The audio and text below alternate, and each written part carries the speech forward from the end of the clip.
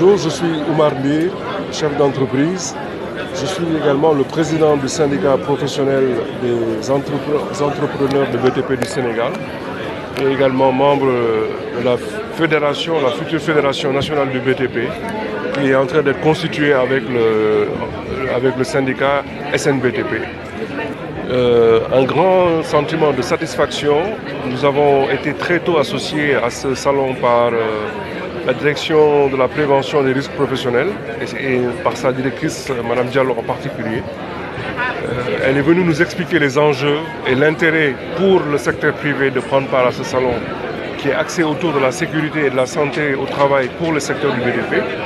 Et donc nous en avons fait notre affaire. Comme vous le voyez, nous sommes présents en grand nombre, nos entrepreneurs sont là, nos entreprises sont là, mais le syndicat lui-même a un stand, ce qui veut dire toute l'importance que nous lui accordons. Et nous avons pris une part active à toutes les activités. Nos différents membres ont participé au panel, ont exprimé leurs avis sur les questions de santé et sécurité au travail et même sur les questions de dialogue social. Et je pense qu'il y a lieu de s'en réjouir. D'abord, nous voulons que cette activité soit une activité qui soit pérennisée. Dans le passé, il y avait un salon de cette nature qui s'appelait Préventica, qui a connu son apogée puis s'est arrêté. Aujourd'hui, ce forum permet de redémarrer cette activité essentielle qui est l'activité de communication et de présentation de toutes les solutions HSE, santé, sécurité, travail. Nous voulons donc que cette activité soit pérennisée, se déroule chaque année et permet de réunir tous les secteurs d'activité autour des questions de santé et sécurité au travail. Le Sénégal est un pays en mutation, un pays en construction et je pense que c'est le moment de mettre en place les bases d'une vraie culture de la santé et sécurité au travail. Les syndicats sont invités, les travailleurs sont concernés, ils sont là nombreux et nous nous en réjouissons. L'État également doit jouer sa part. Donc voilà, on en est extrêmement ravis et sommes très reconnaissants d'être associés. Que de satisfaction. Je n'ai pas de préoccupation particulière. J'aurais souhaité qu'il y ait peut-être un peu plus d'entreprises qui exposent leur savoir-faire et qui exposent aussi leur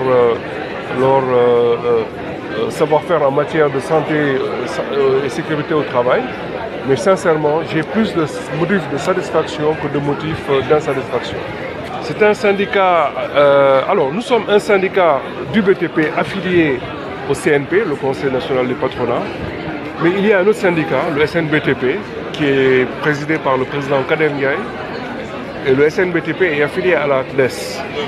Et nous avons décidé depuis quelques mois de cheminer ensemble, de travailler ensemble, d'abord pour la réunification de nos deux syndicats, mais surtout nous sommes les défenseurs des intérêts du secteur du BTP, que ce soit les entreprises, mais aussi les salariés, c'est certain. Aujourd'hui, ce syndicat a posé sur la table un certain nombre de revendications. Nous voulons aussi principalement que la dette due au secteur du BTP soit rapidement prise en charge par l'État du Sénégal et payée intégralement. Mais nous voulons également que l'ensemble des chantiers suspendus ou annulés et qui deviennent en fait une épine ainsi qu'un manque à gagner très important pour le BTP. Nous voulons que ces questions-là soient prises en charge par l'État du Sénégal. Et nous espérons une résolution rapide de l'ensemble de ces problèmes. Le mot de la fin, voilà, nous sommes conscients qu'au Sénégal, on a une culture de la prévention des risques professionnels. On a une culture également de l'anticipation sur les questions de sécurité au travail. Cela est bien. Il faut que le Sénégal reste dans cette culture. On a même parlé de fatalisme ici. On a dit qu'il fallait qu'on évite deux choses. Le fatalisme, il fallait également que dans un contexte où on a eu des effondrements de bâtiments, tout le monde, les maîtres d'ouvrage, se considèrent que les ouvriers méritent d'être protégés. Donc ça, c'est un appel du cœur, un cri du cœur. Il faut que les maîtres d'ouvrage fassent en sorte que sur les chantiers, il n'y ait aucune raison d'avoir aucun motif pour avoir des effondrements. Ceci d'abord parce qu'on va faire toutes les études techniques, faire appel à des architectes, à des bureaux d'études, faire des études de sol, etc. Et surtout, choisir des entreprises compétentes.